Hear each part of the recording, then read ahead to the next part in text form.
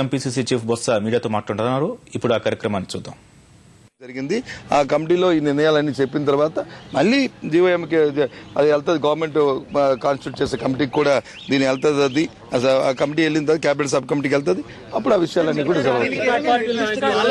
నిర్దిష్ట కాలం ఏమైనా అనుకుంటున్నారా? అయితే ఆ కమిటీలో ప్రధానంగా సీమాంధ్రలో జరగవలసిన మేలు గురించి మాట్లాడే అవకాశాలు ఎక్కువ. మేలు అంతే అంతే దాని గురించి కమిటీ మేలు గురించి మేలు ఎంత మేలు జరిగిన వచ్చిన ఏవైతే ఉన్న అడ్డంకులు ఏవైతే పీపుల్ పర్సెప్షన్స్ ఏవైతే ఉన్నాయో, ఏవైతే ఇది నష్టపోతామో, ఇది ఎలాగ పరిష్కారం అవుతుందా అవదనే విషయాలు ఏమన్నా ఆ విషయాలన్నిటికీ ఒక పరిష్కారం తేవడానికి కమిటీ.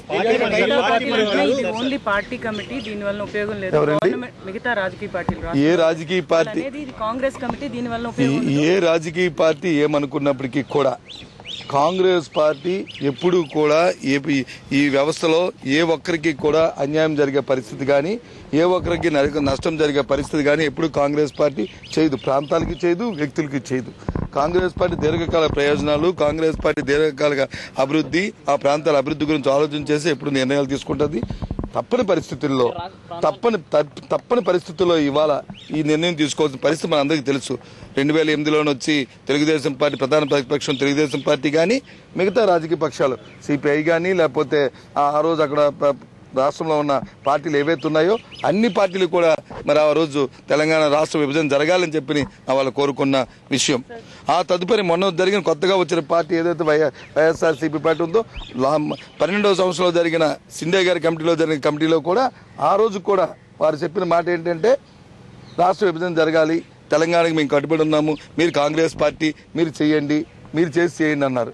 ఇందాక కూడా నేను ప్రెస్ మీట్ చెప్పండి, ఇవాళ ఇందాక చూశాను రాష్ట్రానికి అన్యాయం జరిగిందని చేయలే, రాష్ట్రానికి అన్యాయం జరిగిందని వాళ్ళు సమైక్యంగా మేము ఉంటామని చెప్పిన వాళ్ళు ఏం చేయలే. వాళ్ళ రాజీనామా ఇంత చూశాను నేను టీవీలో. వాళ్ళ సమైక్యం కోసం వాళ్ళు ఏం రాజీనామాలు చేయలేదు. వాళ్ళ రాజకీయ లబ్ధి కోసం మేము ఎక్కడ వెనకబడిపోతామేంటే ఇది ఒక పార్స్ లాగా, ఇది ఒక ఫ్యాషన్ అయిపోయింది రాజీనామాలు అనేది. ఆ ఫ్యాషన్ కోసం వాళ్ళు చేసిన పని తప్ప, రాజకీయ లబ్ధి కోసం ఆలోచించి చేసిన తప్ప వాళ్ళు రాష్ట్రం సమైక్యంగా ఉండాలని రాజీనామాలు ఇచ్చారు. వాళ్ళు చెప్పమనండి, ఇచ్చారు చెప్పమనండి. ఇందాక ప్రెస్ కాన్ఫరెన్స్ ఎక్కడ ఇచ్చారు చెప్పమనండి. ఒక్క విషయాన్ని మేము వాళ్ళు కోరలేదు, వాళ్ళు ఇచ్చిన రాజీనామాలు చూసాం. నేను ముఖ్యమంత్రి గారు మేము ధైర్యంగా పెట్టాం, సీమాంధ్ర ప్రజలకు వచ్చి ఈ అవసరాలు చేయాలని చెప్పని మేము పార్టీలో నాయకత్వం వహిస్తున్నప్పటికీ ఆ ప్రాంత ప్రజలుగా, ఆ ప్రాంతంలో పుట్టిన వాసులుగా మేము ధైర్యంగా మేము వచ్చి చెప్పాం.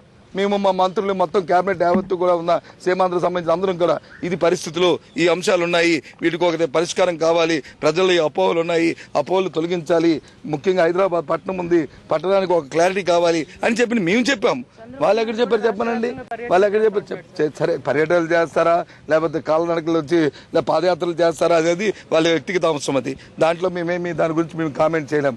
పర్యటనలు పాదయాత్రలు అనేది ఆయా పార్టీల తాలూకా వ్యక్తిగత ఆలోచనలు, వ్యక్తిగత వ్యవహారం. అది దాంట్లో మేమేం మాట్లాడలేము దాని గురించి.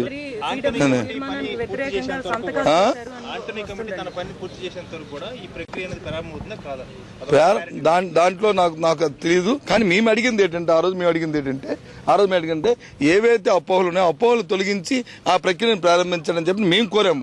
మా కోరికను మన్నించారా లేదనే విషయం మాకైతే తెలియదు. కానీ కమిటీ వేయడం జరిగింది. కమిటీకి తప్పకుండా ఆ ప్రాంతాల్లో ఉన్న ఏదైతే ఉన్నాయో పర్సెప్షన్స్ ఏవైతే ఉన్నాయో, ఏవైతే అనుకుంటున్నామో, ఇబ్బందులు ఏవైతే ఉన్నాయని అనుకుంటున్నామో వస్తాయని మేము ఊహిస్తున్నామో, నీరుకు సంబంధించింది కానీ, హైదరాబాద్ పట్టణంలో ఉన్న రక్షణకు సంబంధించింది కానీ, లేకపోతే విద్యార్థులకు సంబంధించిన చదువుల విషయాన్ని కానీ, లేదు అంటే ఉద్యోగులకు సంబంధించిన అంశాలు కానీ, లేదు రాష్ట్రం తాలూకా ప్రాంత ప్రయోజనాలకు సంబంధించి మరి రెవెన్యూ షేరింగ్ సంబంధించిన విషయాలు కానీ, ఇవన్నిటినీ కూడా రేపు దాన్ని చర్చించబోతున్నాము. చర్చించి ఏదైనా సరే మేము ఆ ప్రాంతానికి సంబంధించిన వ్యక్తులం, ఆయా ప్రాంతాలకు వచ్చి న్యాయం జరగాలని కోరుకుంటున్న వ్యక్తులం. మాకు రాజకీయాలు ముఖ్యం కాదు, మాకు వచ్చి పదవులు ముఖ్యం కాదు. వాటి కోసం ఆకర్షణ కూడా పోరాటం చేస్తాం తప్ప ఏంటి ఎక్కడో వేరే వచ్చి రాజకీయ లబ్ధి కోసం వచ్చి ఎక్కడో అడ్జస్ట్మెంట్ అయిపోయే పరిస్థితి కానీ, లేకపోతే దానికోసం రాజీ పడే సమస్య మాత్రం ఉత్పన్నం కాదు.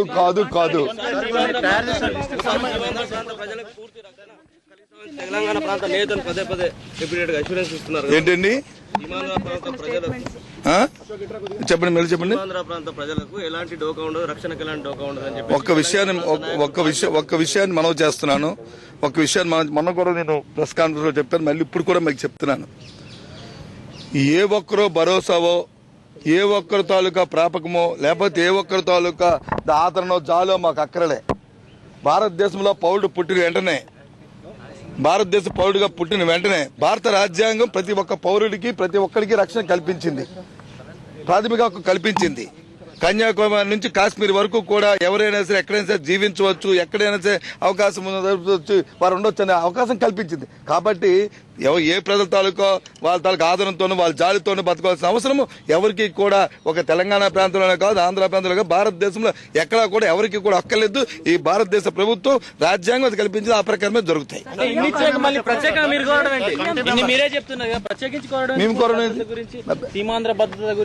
మీకు అక్కడ రెండు రాజధానులు అని చెప్పారు. రెండు రాజధానులు ఉన్నప్పుడు ఆ రాజధానికి సంబంధించిన అంశాన్ని మాట్లాడుతున్నాం మేము. అంతేగాని వ్యక్తులకి 100% రాజ్యాంగం ఉంది, 100% ఎవరు మాట్లాడినా సరే హక్కు అది. అంతేగాని ఎవరు దయాదాక్షిణ్యం ఏ భారతీయుడు బతకాల్సిన అవసరం లేదని చెప్తున్నాను నేను.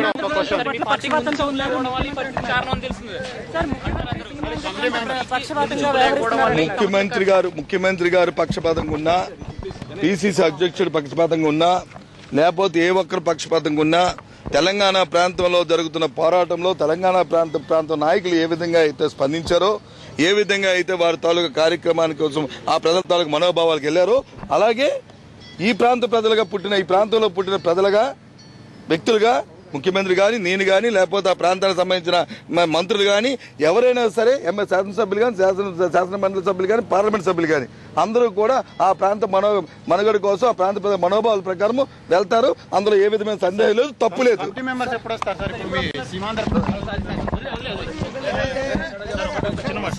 ప్రజాప్రతినిధులు పంపిస్తారా లేకపోతే నిపుణులు పంపిస్తారా సార్ మీ పార్టీ తరఫున సందేహాలు తీర్చడానికి? రేపు మాట్లాడుకుంటాం. ప్రజాప్రతినిధులు వస్తారా నిపుణులు? నిపుణులు వచ్చి అధికార దానికి వెళ్తారు, దీనికి ప్రజాప్రతినిధులు వస్తారు. నిపుణులు దేనికి వెళ్తారండి? ఆఫీషియల్ కమిటీకి వెళ్తారు.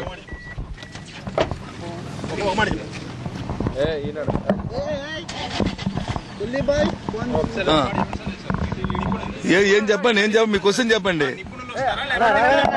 ఈ కమిటీ పార్టీకి సంబంధించిన కమిటీ కాబట్టి ప్రజాప్రతినిధులు వారు వచ్చి ఈ కమిటీలో వచ్చి మాట్లాడతారు. అధికారపూర్వక కమిటీ వచ్చినప్పుడు నిపుణులు వస్తారు.